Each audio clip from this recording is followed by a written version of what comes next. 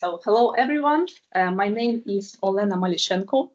You will see my last name a lot in the slides there because I will be working in my user directory, so it will be all over the slides.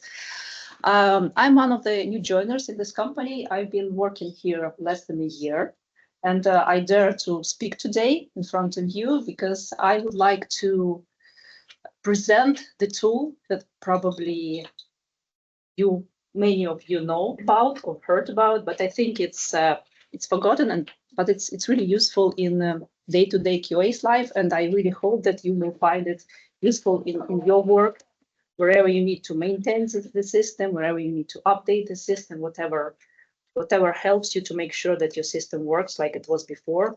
If you do any changes, or for example, you do the transition between the x86, for example. And yeah, I will walk you through the process of working with the tool through my way of getting to know it, through learning it. And I will be using the most basic examples just to show you how to get started. Because I believe once you get a good introduction how to get started, then working with further with the documentation and deepen your knowledge will be much easier. At least this is my personal experience when I started working VMS. Any presentation, any knowledge sharing helped me tremendously to go forward. So let's start. Okay, I pushing the wrong buttons. Before I dive deep in this presentation, I'm just curious how many of you heard about DTM tool, just to know. All right, good. And those who heard about, how many of you actually worked with this? All right, good. So I just encourage you, if I miss something important or you want to chime in and add something, feel free. I'm not the source of truth here. I'm just a passenger basically right now, but probably next year it will be something even more interesting if you find this presentation useful for you. So let's start. Today I will just briefly talk about what is DTM, give my reasoning why I think we use DTM and why it would be useful for you, show the key components of the system, and then most of the presentation will go through creating the first interactive test, because I just want to show you how simple it is to start. Because by my profession, I've been here in the QA and IT for like more than 20 years, but I'm not that sophisticated software engineer. So for me, it's important that tool is really simple to work with. And then I also give you example of another type of test, and just show you how you could create something very simple and still very useful to use probably in your work.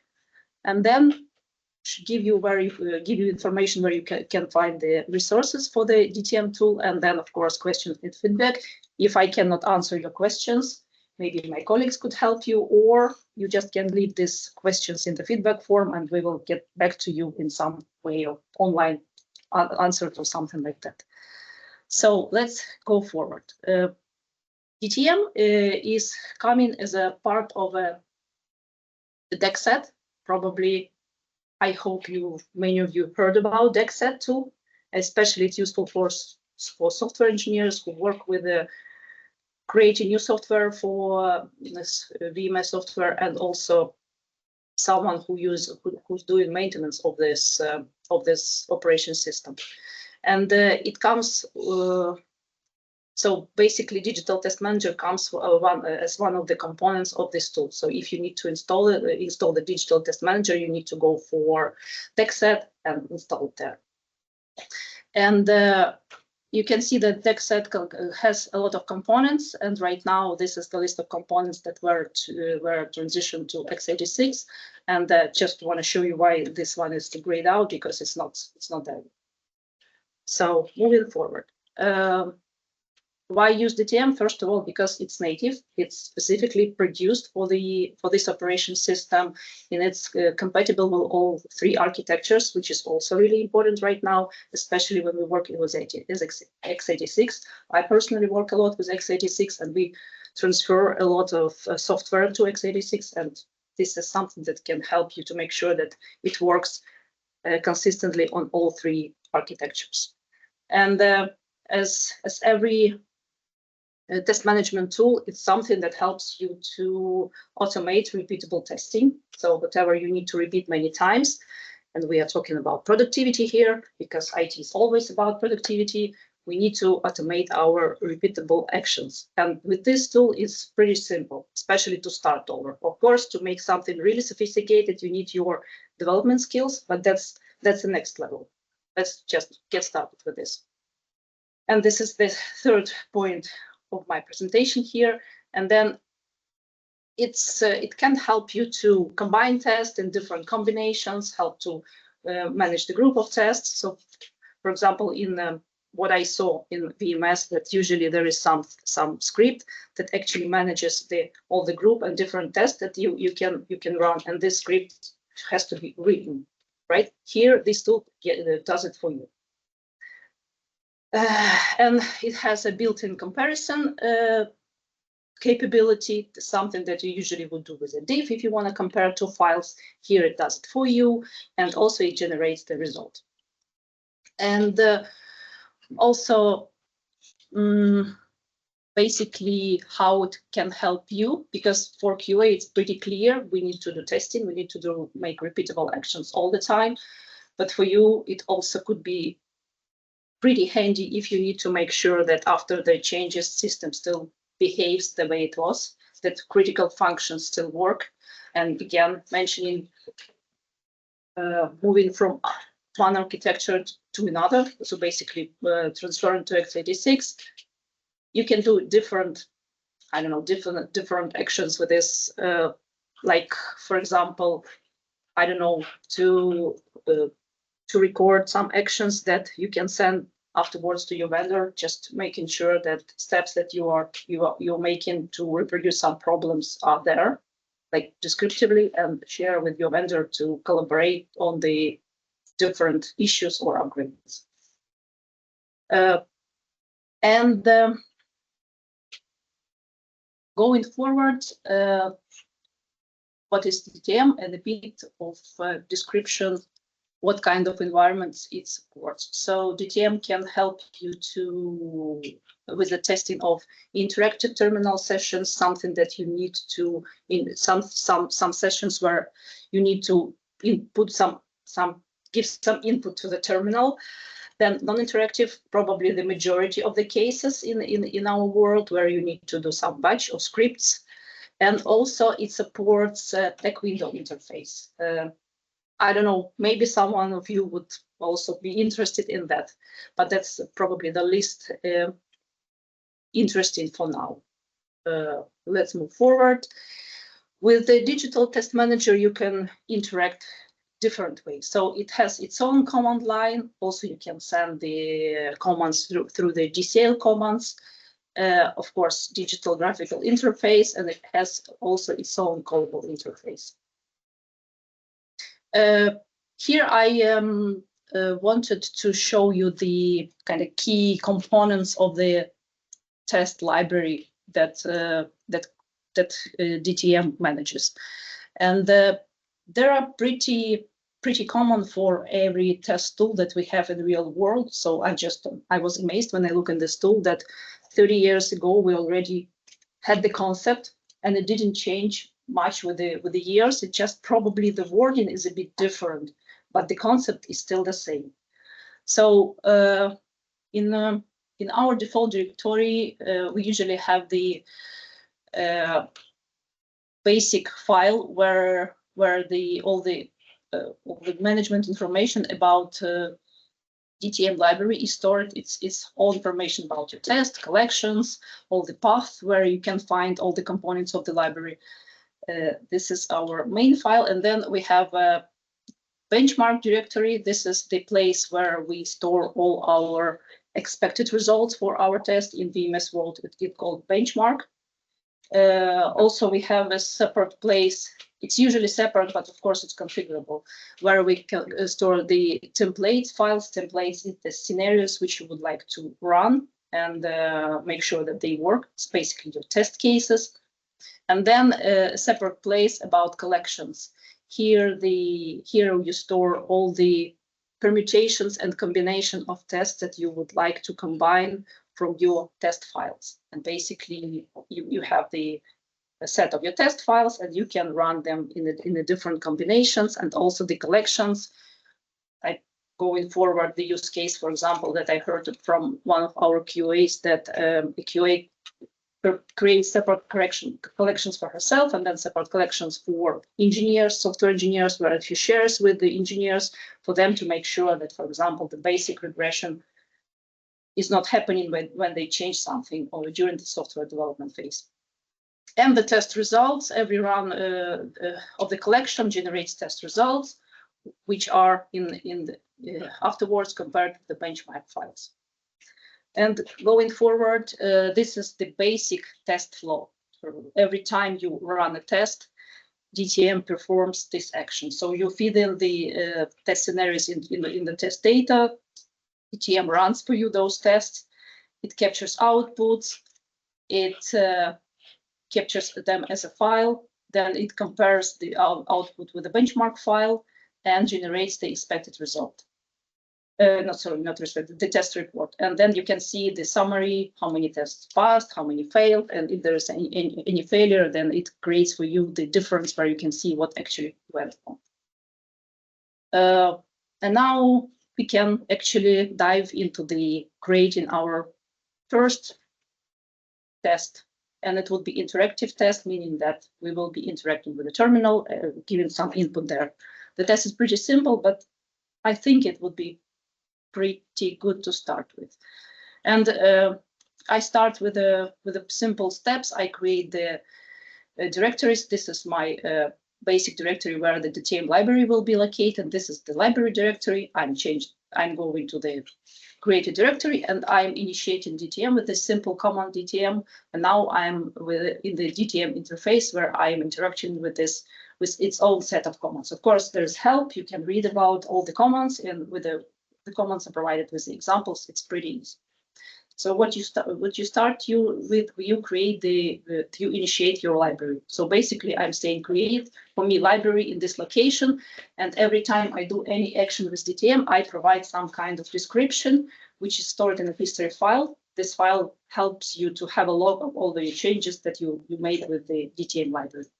And here I'm exiting from DTM just to show you that once I initiated the DTM library, it created two files. First one is the settings file where DTM puts all the paths to all artifacts that it needs to run its library. And the second file is the here. It's a history where all this history, like all these nodes, go in here. You can actually backtrack and see, okay, what the changes are in there. Probably in modern world you would use the source control, but this is something that was created back then just to make sure that you keep track of the changes that are there.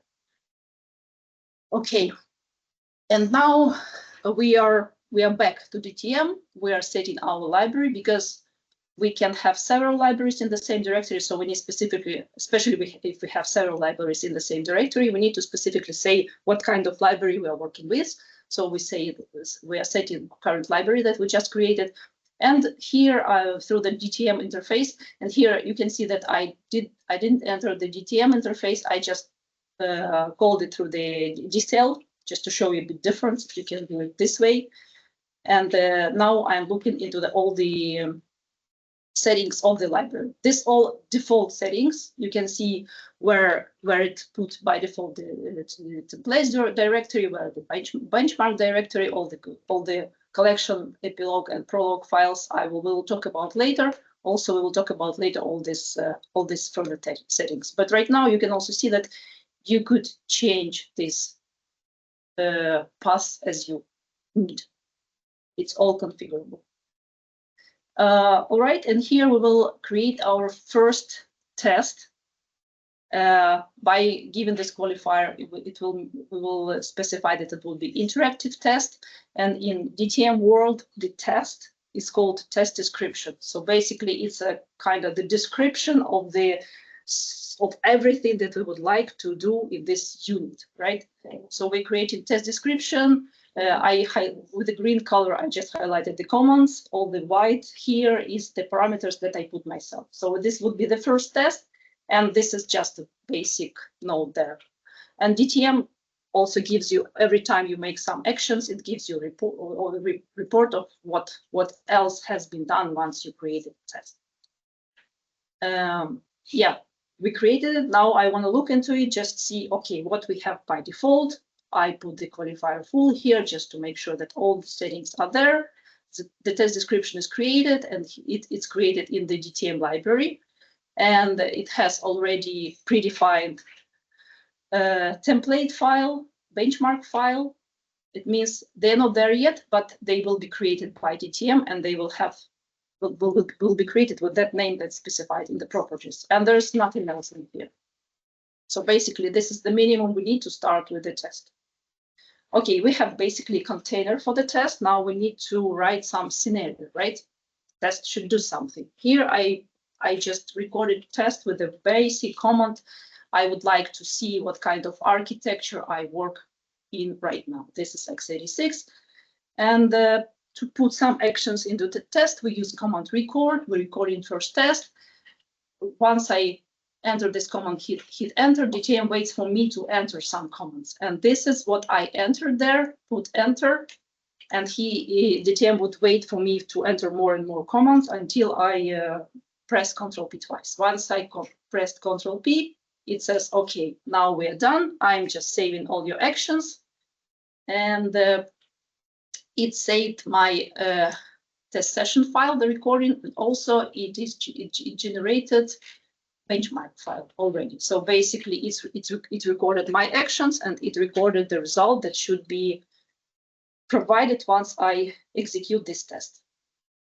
Moving forward, here I just going back into directory, getting out of DTM, just looking, okay, what changed? I'm curious, I'm new to it, what changed in my directory and where all the files are right now. And we can see that benchmark file went into the DTM library directory. It corresponds to all the path settings that we have in our library. If we go a couple slides back, you can see all the logicals there. And then if we look into one level up, you can see this is library, this is one level up. All the session file is placed here. This is also the default settings of library. You can change it as you wish. And here I wanted just to look into the session file. Okay, I recorded something, how it looks like. I was interested, and this is how it looks like. So basically, it's a set of a set of lines where the first character is the command. It's just, I think it's ASCII representation of some number. There is, if you look into the documentation, you can basically see how this ASCII character converted into some command. And if you want, you can even try to change this file, but it's really not recommended. The only thing that you can play with here is the timing. This is the delays. Those delays were recorded once I was putting commands with my hands. If I would do it slower, the delay would be longer. So you can basically play with these delays if you want to tune your test. If you know that, for example, your environment is slow and you need more time to get a response from some input, you can change those parameters. I think it's pretty safe. This is the session file. Going further. Okay, can I replay this test? Yes, I can. I can just use the command play. And in interactive mode, I will replay my test. And it gives me exactly the things I recorded with my actions before. And also, I would like to look into the benchmark file. Why there's only one command? Because if we go forward, we could see that benchmark file for interactive test, it's a huge set of sequence of screens. Because this is basically looks like a snapshot testing. So you'll get the set of screens that the actual result will be compared against. This is benchmark, just out of my curiosity. Okay, so we created the first test. We have our test scenario. We have our expected result. Test is pretty simple, and I'm pretty sure it will pass on any x86 machine, right? So what's the interest of this test? I created another one just follow the same actions, create test description, call it second test. It's not a dummy, interactive. I'm recording it, and here I just want to see, okay, give me some description of the current system where I'm working with, right? And it gives me the, pretty familiar line, right? For all of you, it's a OpenVMS version, some node, and some date and time. Okay, another test. Good. And now we are going towards the step where I want to run the test and do the test session. Before you run any test, you need to put those tests into the collection. This is how DTM works. You cannot run a test until it belongs to a collection. This is, I don't know, its paradigm. So I'm creating a collection of tests, putting those 2 tests there, just use the kind of asterisk to grab all the tests. I have only 2, so it's not a no-brainer here. And right away, I just wanted to look into my collection. Okay, what's that? It says you have collection, which is placed over here. It has a name demo. It has 2 tests in that. Created this. So basically, all the basic details of the collection. You can look into all properties of the collection using full qualifier, and you can see that there is much more information here, and it has also some additional settings that we will talk later about. But right now, it's good enough to start. And now I'm running my demo collection. This is the result. Oh, sorry. Well, this is the result of my test execution here. It's pretty self-descripting. My collection started first test, getting the output. This we get the information that is concluded. And then second test is started, and this is the comments that I recorded.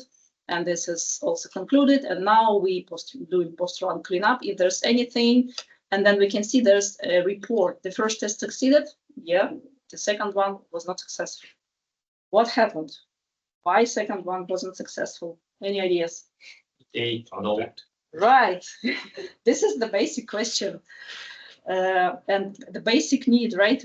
Every time we deal with dates, times, and everything. But we will get to that. Just want to review the collection, the result, just to see how the result looked like, how we can kind of analyze what happened once we run the test. This is the summary review. We have 1 successful test, 1 unsuccessful, and we are going into the review. And just a short note: TTM doesn't generate any diff artifacts, any test results if it's successful. So it generates artifacts only in case your test failed. Probably makes sense if you want to save some space. I can understand why. But yeah, we are looking. You can have different ways to look into result. You can just look into result test by test. Here I just show me the first test. First test was successful. You see result file doesn't exist, difference doesn't exist. Why? Because it's successful. Now I'm going there and just asking, show me unsuccessful. I have only 1 unsuccessful, and it says, yeah, you have the result file, it's present, and you have difference file. And now it's time to look into the difference. We kind of already know what's happened there, yeah, but let's see if it actually works. This is how difference looks like for interactive tests. And this is, you can see that, okay, on top we have, not sure what's top, it's bottom, probably the early, it was, top. Yeah, I mean, by time, right? This was benchmark, and that was the result. You can see that, yeah, since I recorded those tests pretty close to each other, it's just minutes, seconds, etc., right? All right, this is the difference. And also I wanted to look into the test result. This is how it looks like. Just if you, I mean, maybe for some reason you would need to get into raw results just to see how it looks like. This is how you get it. And also it produces the difference file that I can just look into kind of the raw file, not through the DTM interface. And this is how the diff looks here. It's just a couple of lines that are not matching. I mean, this is the kind of regular diff that you get with the VMS tools. Yes, going back to the time and a bit more. this is pretty basic needs when you compare the outcomes in the system, which logs everything. And DTM provides a set of built-in filters where you can filter out dates, times, file names, directories, especially, you know, we have versions of directories. It's also important to kind of not to pay attention to them. And traceback, I didn't manage to look how it works, but I have to trust this tool here that it works. And you can have different masks of the time. It supports different formats. Those are basic filters, and on top of that, you can have a user filter, which is more sophisticated, more flexible tool. And I think this is what you would like to look into if you're really gonna use DTM, because it produces a lot of logs, and very often you need only just one line or probably a couple of lines, because sometimes you want to only look for failures or some specific information in there. Let's go further and just to make sure, 20 minutes. All right, so here I just provided a couple of examples how you can apply filters. You can apply filters on the files after you get results. You can apply filters. You can supply tests with filters here. So once you do anything, they apply it right away. So basically, the filtering options could be applied on any step or any time of your testing process. You can apply them during collection, creation, or comparing, or basically whatever. Okay, what I'm doing here, I'm here actually trying to use those built-in filters, and you can see here that I'm modifying my test description for the second test, and here I'm adding date and time filter because I don't need this date and time. And what I do here, just want to look how my test description changed. You can see that here we can now see that filters actually should be applied to this test description. And what I'm doing here, I'm just filtering out date and time from this file. So I already have benchmark file. I just want to apply filter.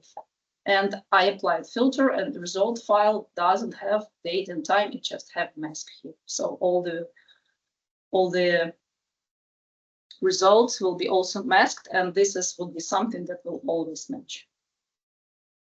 All right, but there is something that still will make this test fail. The uptime. Right. Not ideal. It helps with the filtering, but it's not ideal. So you still need to do something here.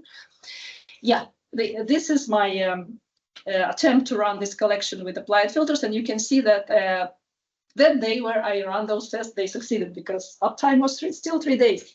If I run it today, it definitely fails. Here I am trying to show you, give you a gist how the TPU filters would look like. It's more sophisticated filtering, and you need some knowledge of TPU and some coding skills, of course, there. But with these filters, you can reach much better results. And for example, this is simple real case from one of our test sets where we have a list of admin users appended with some random ID, which could be different length, and then you can provide this filter, and then you get only the username, but ID would be masked. And this makes sense, right?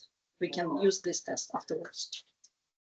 This is just an example how you apply the TPU filters, because it's a bit different story here. You apply it through variables, and you need to create logicals with specific prefix here for DTM to know that this is the TPU filter.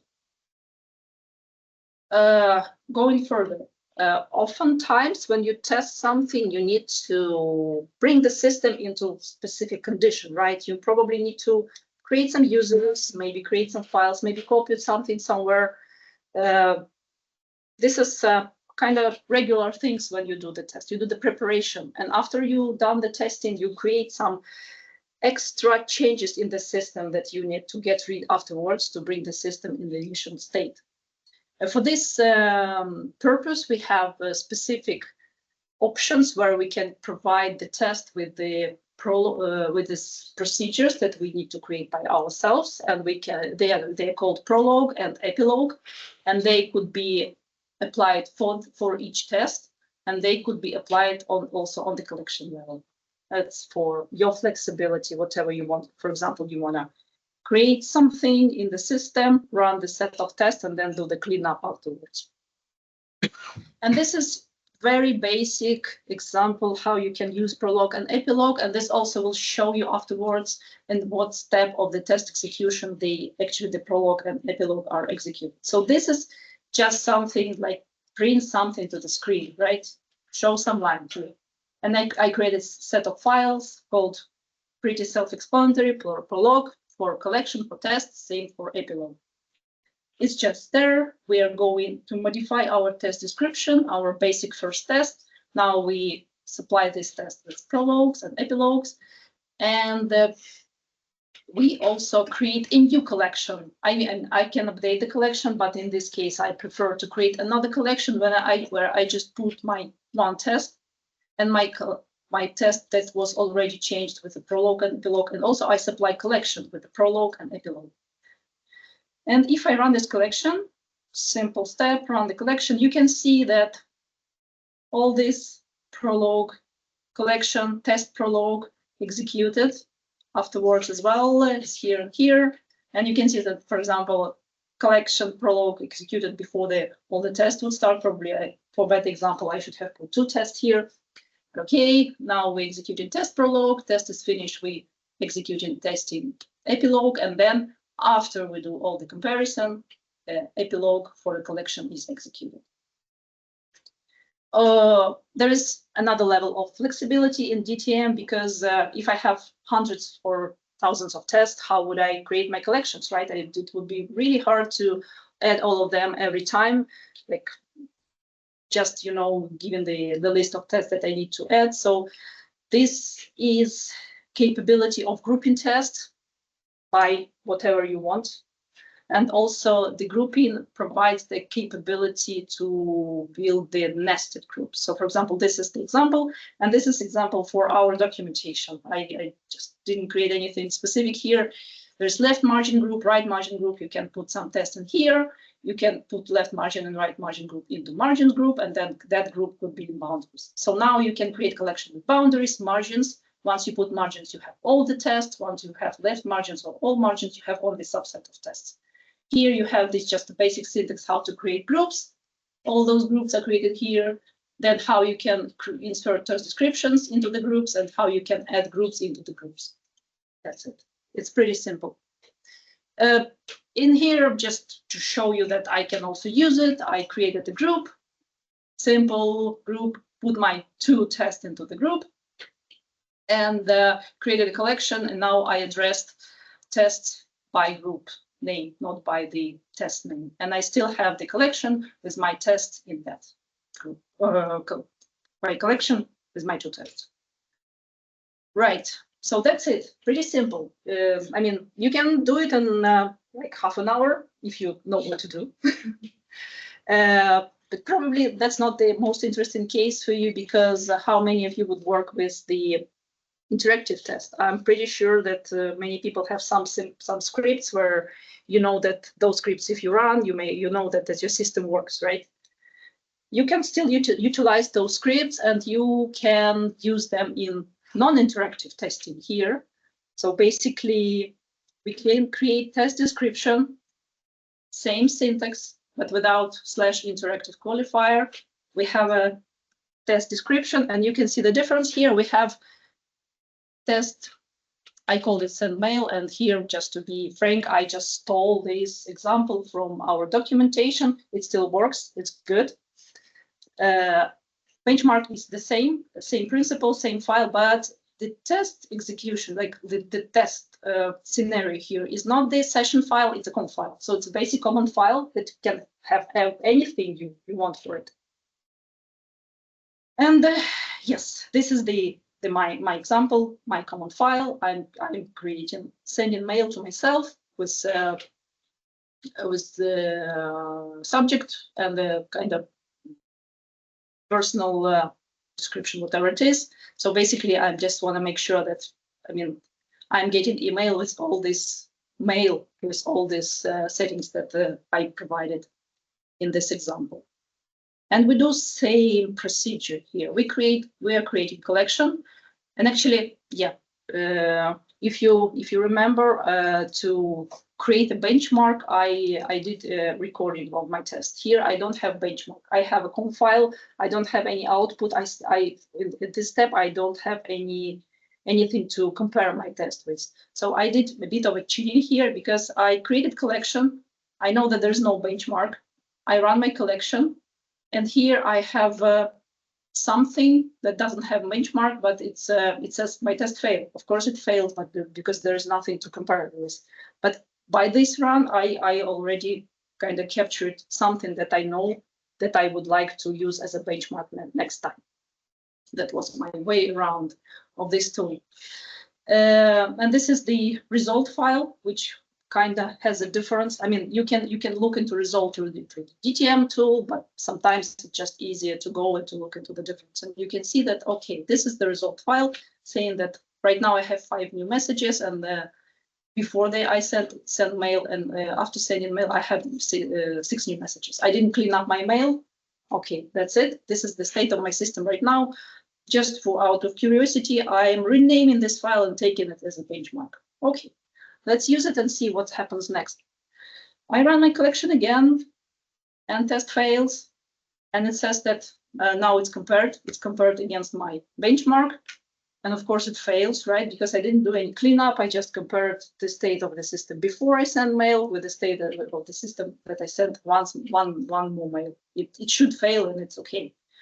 If you really want to make a test that would pass, you need to create some prologue, right, to make sure you clean the system or bring it to the testable state. So that's how you can use the command files here. Yes, I use this same DTM review capability, and basically this is what DTM provides for you to review the test results. Yeah, it's a big name, anatomy of real world test packages, but in reality, yes, I mean, just jumping a bit around. So, I mean,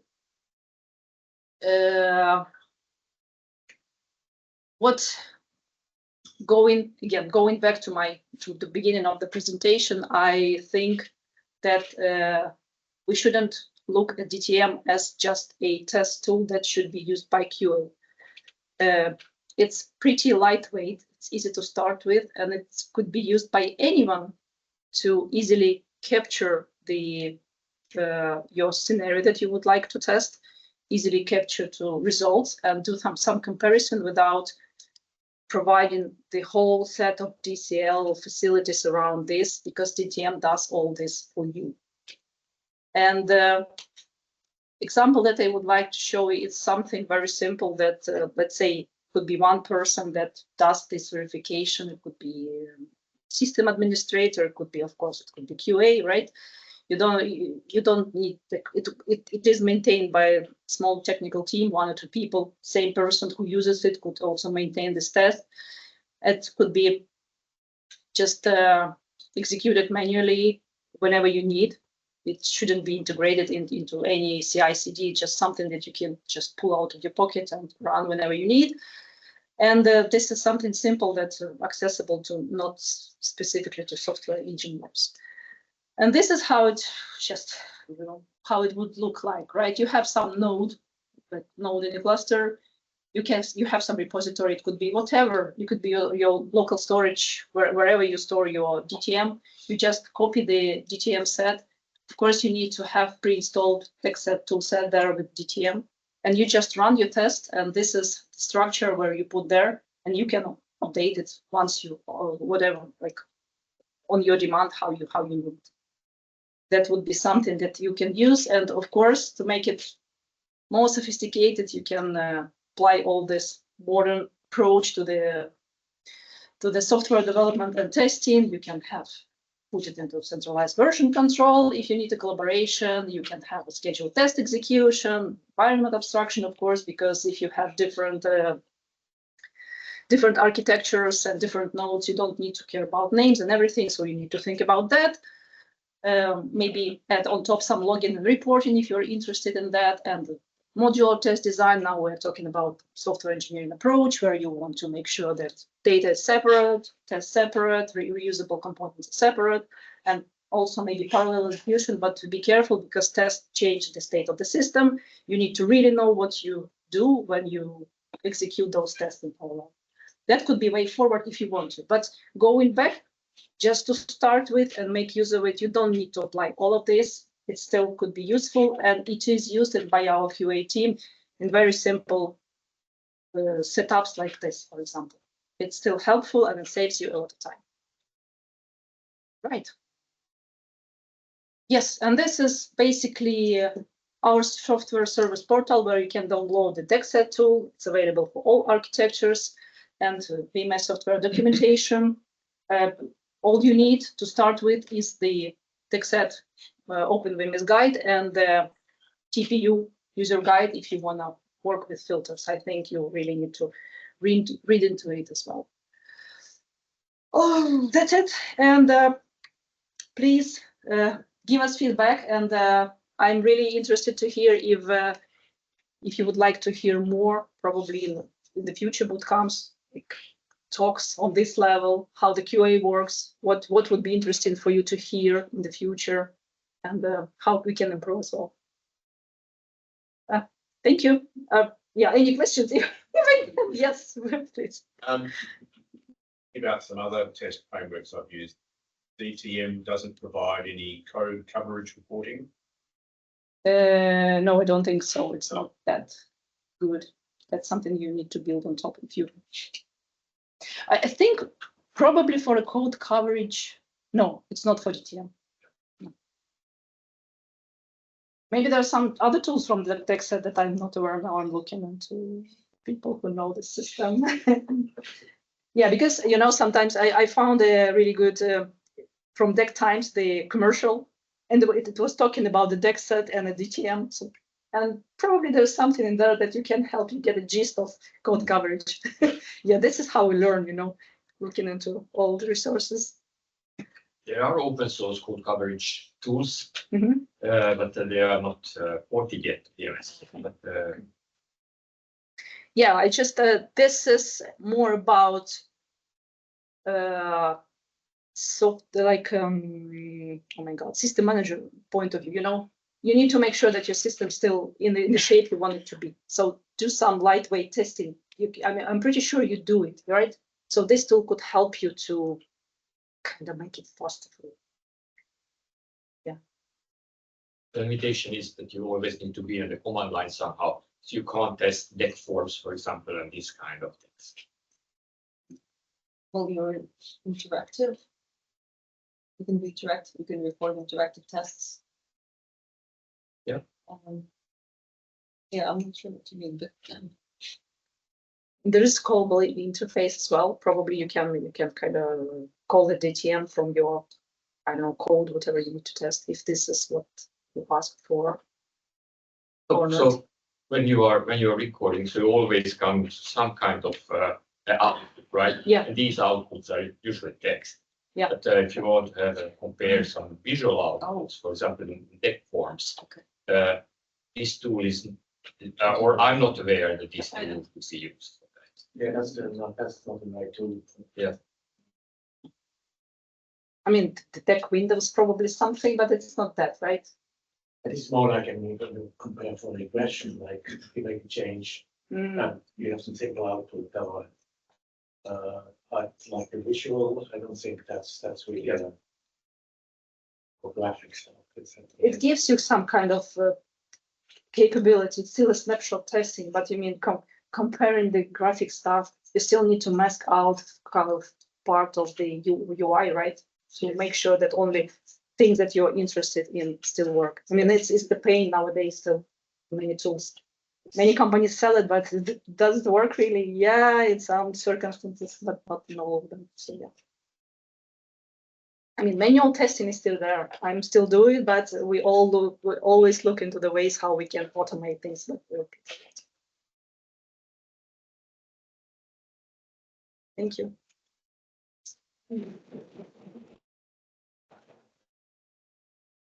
Right. Oh, perfect lunchtime. anytime.